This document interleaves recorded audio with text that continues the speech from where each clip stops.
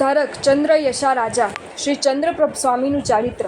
હવે આઠમા તીર્થંકર શ્રી ચંદ્રપ્રભ પ્રભુનું ચરિત્ર અહીં સંક્ષેપમાં કહેવામાં આવે છે. આ જંબુદ્વીપના ભરત ક્ષેત્રમાં ચંદ્રાર્ણના મેં શ્રેષ્ઠ નગરી છે. ત્યાં મહાસૈન નામે રાજા અને લક્ષ્મણા નામે રાણી હતી.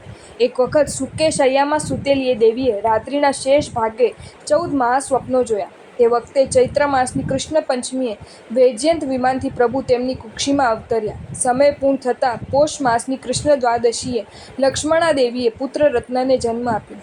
દિક્કુમારીઓ અને ઇન્દ્રોએ જન્મોત્સવ કર્યા. પ્રાતકાલે રાજાને ખબર પડતા જન્મોત્સવ કર્યો. અપ્સરાઓથી લાલન કરાતા પ્રભુ અનુક્રમે યૌવન વય પામ્યા. ચંદ્ર જેવા ઉજ્જવળ, ચંદ્રના લાંછનવાળા અને 150 ધનુષની કાયાવાળા તે ચંદ્રપ્રભ પ્રભુ લોકોને આનંદકારી થયા. માતા પિતાએ તેમના શ્રેષ્ઠ કન્યા સાથે વિવાહ કર્યો અને રાજ્ય ઉપર બેસાડ્યા. પ્રભુએ 24 પૂર્વાંગયુગ 6.5 લાખ પૂર્વ સુધી પિતાના રાજ્યનું પાલન કર્યું. પછી પોષ માસની કૃષ્ણ ત્રયોદશીએ અપરાહ્ન કાલે 1000 રાજાઓ સાથે વ્રત ગ્રહણ કર્યું. વ્રત લીધા પછી 3 માસ ગયા ત્યારે ફાલ્ગુન શુક્લ સપ્તમીએ પ્રભુ કેવલ જ્ઞાન પામ્યા. અવધિ જ્ઞાનથી તે જાણીને ચારે નિકાયના દેવો ઇન્દ્રોએ ત્યાં આવી કેવલ જ્ઞાન કલ્યાણકનો મહોત્સવ કર્યો. સંવત્સરણમાં પ્રભુની દેશના સાંભળી પુનઃ દેવો પોતપોતાના સ્થાનકે ગયા. પછી શ્રેષ્ઠ અતિશયો સહિત વિહાર કરતા પ્રભુ શત્રુંજય ગિરી ઉપર આવ્યા. રાયણ વૃક્ષને પ્રદક્ષિણા કરી ત્યાં સંવત્સર્યા. તે તીર્થનો મહિમા વર્ણવી તેની પ્રદક્ષિણા કરીને પ્રભુ ચંદ્રો ધ્યાનમાં પધાર્યા. ત્યાં સગર રાજાએ લાવેલા સમુદ્રને કાંઠે બ્રાહ્મી નદીના તટ ઉપર ચંદ્રો ધ્યાનના એક ભાગમાં પ્રભુ સંવત્સર્યા. દેવોએ આવીને સંવત્સરણ કર્યું. ત્યારબાદ લોકો પ્રભુની સ્તુતિ કરતા તેમની આગળ બેઠા.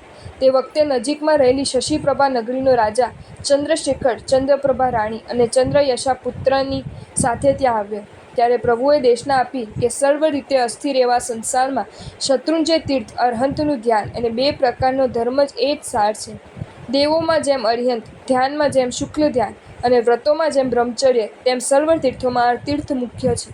તેમજ સર્વ ધર્મમાં મુનિપણું મુખ્ય ગણાય છે, કારણ કે તેની મુદ્રા વિના મુક્તિરૂપી સ્ત્રી વળને વળતી નથી.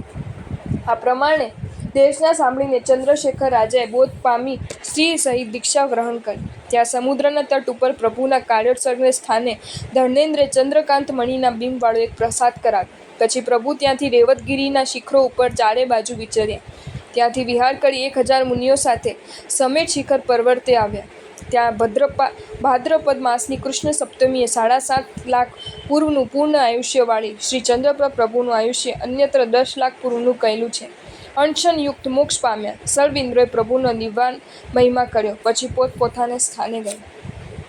હવે ચંદ્રશેખર મુનિ વિહાર કરતા ભગવંતના ચરણથી પવિત્ર થયેલી ચંદ્રપ્રભા નગરીમાં આવ્યા.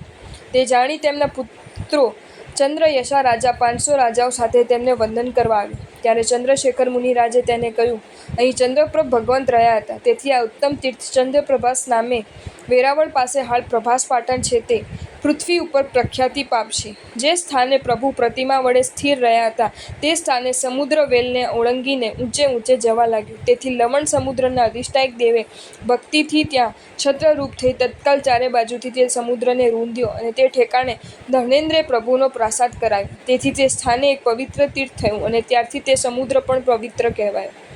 વળી પૂર્વે શ્રી યુગાદી પ્રભુના પૌત્ર ચંદ્રકીર્તિએ ચંદ્રોધ્યાનની પાસે ભાવીર તીર્થંકર શ્રી ચંદ્રપ્રભ પ્રભુનો પ્રાસાદ કરાવ્યો હતો. તે ઠેકાણે એક યોજનમાં ચંદ્રપ્રભ પ્રભુનું સંવત્સરણ થયેલું હતું. ત્યાં દેવયોગે જે મરણ પામે તે માણસો સ્વર્ગમાં જાય છે. શ્રી તીર્થંકરના ચરણથી પવિત્ર થયેલા તે પ્રદેશમાં મૃત્યુ પામેલા મનુષ્યના દેહમાં દુર્ગંધ ઉત્પન્ન થતી નથી, કીડા પડતા નથી. આ તીર્થે મૃત્યુ પામેલા પ્રાણીઓ નરક કે તિર્યંજ ગતિમાં જતા નથી. તેઓ મનુષ્ય ગતિ, દેવગતિ અથવા મોક્ષ મેળવે છે. સગર રાજાએ તીર્થની રક્ષા માટે સાગરને આકર્ષ્યો અને તેના 8મા તીર્થંકરના સ્નાત્ર જળ સાથે સ્પર્શ થયો. તેથી તે અતિ પવિત્ર છે.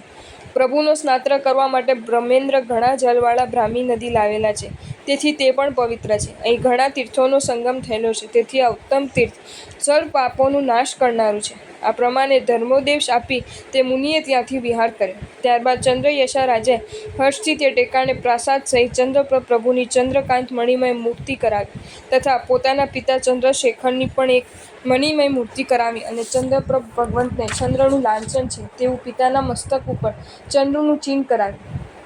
તે બંને મૂર્તિનો પ્રતિષ્ઠા ઉત્સવ પણ સારી રીતે કર્યો. ત્યાર પછી ચંદ્રયશા શુભ દિવસે શુભ ભાવનાપૂર્વક સગર રાજાની જેમ સંઘ સહિત તીર્થયાત્રા કરવા ચાલી. કેટલાક દિવસે ગુરુના કહેલા માર્ગે શત્રુંજય તીર્થમાં આવી વિધિપૂર્વક જ્યાં દાન પૂજા આદિ સર્વે કર્યું. ત્યાં કેટલાક જીર્ણ થયેલા પ્રાસાદોને જોઈ ચંદ્રયશે આદરપૂર્વક પ્રાસાદનો ઉદ્ધાર કર્યો. પુંડરીક, રેવત, આબુ અને બાહુબલી વગેરે સર્વ શિખરોનો તેણે ભક્તિથી ઉદ્ધાર કર્યો. એ પ્રમાણે સર્વ તીર્થની યાત્રા અને ઉદ્ધાર કરી ચંદ્રયશા રાજાએ સદગુરુ પાસે દીક્ષા ગ્રહણ કરી. લાખ પૂર્વ સુધીની દીક્ષા પાળી અષ્ટકર્મનો ક્ષય કરી કેવળ જ્ઞાન મેળવીને અંતે મોક્ષ સુખ પામ્યા.